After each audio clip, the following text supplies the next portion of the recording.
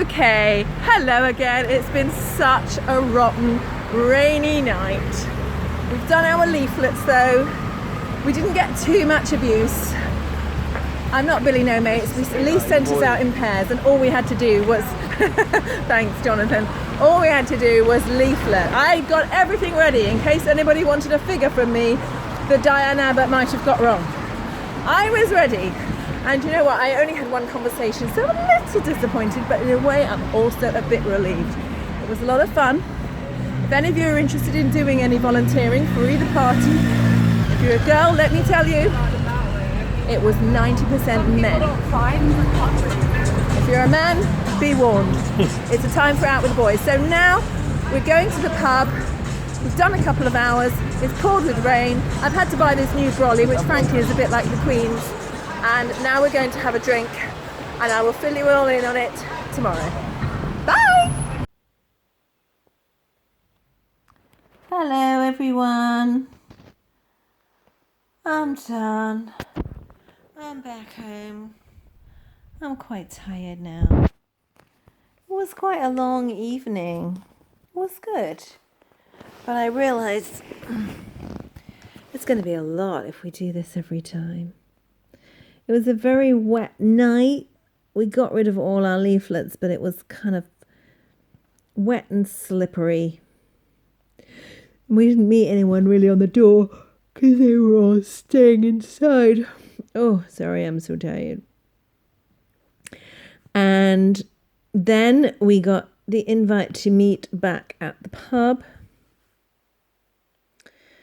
And the area where I was leafleting with Jonathan was probably the furthest from the pub where the others wanted to meet. So we got to the pub last, but we did get rid of all our leaflets. That was good. And then everyone started talking about politics and other things. And I thought there was drinking. There was more drinking. And I thought, soon we'll be in the pub as much time or more than we were out leafleting.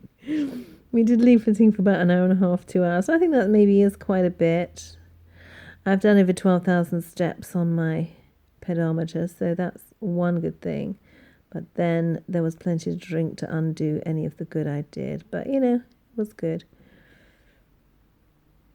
It's really hard working in an area where you're not going to have a majority.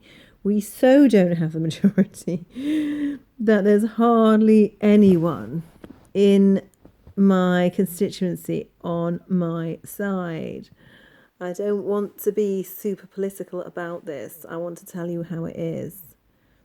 Whether you are Labour or Conservative or anything else, I think it's a really good idea to be involved. However, where I am, there's almost no one who votes my way. And so it is really good to meet up with the dozen people who are like-minded. And that is good in and of itself. But you do wonder what the point is when about 90% of the people seem to vote the other way. Something I was surprised, we met the candidates and, you know, they were nice. They were young guys. And they are up against huge hitters. Big, famous politicians from the other side. So, and they could not be bigger. They're against the biggest. So, when you look at it that way, I mean, I'm not in Theresa May's constituency, but it's a bit like that. We've got 2 seats that we're fighting, and if I went to the one just across the street from me, that would be 3 seats because I'm kind of on a border. And all 3 are major politicians holding the seats on the opposite colour to me. But if no one does anything, it's always going to be that way. So that's why it's important that everybody is involved everywhere. But it's hard.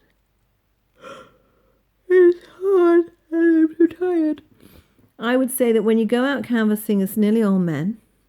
I don't know if that's the same for every political party. I didn't expect it to be at all. I think there were about a dozen of us, and there was one woman besides me, and then she left halfway. So it was just me and the guys. That's probably why they drank so much. I didn't drink that much when I'm out with the girlfriends. And what I also learned is that I met the two candidates who were fighting because clearly they don't have the seats already. And it's a really tough call. It's almost impossible. But they've been brought in to fight these seats, and we're there to support them and help with everything. And yeah, I was really interested that, as I'm going to be working instead in Conservative HQ tomorrow. So that's going to be different.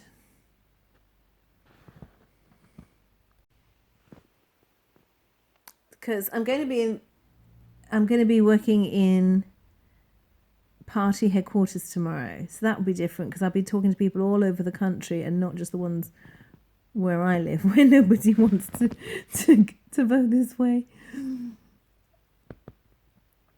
But these people who are fighting in an incredibly difficult seat to fight, or two, what I didn't know is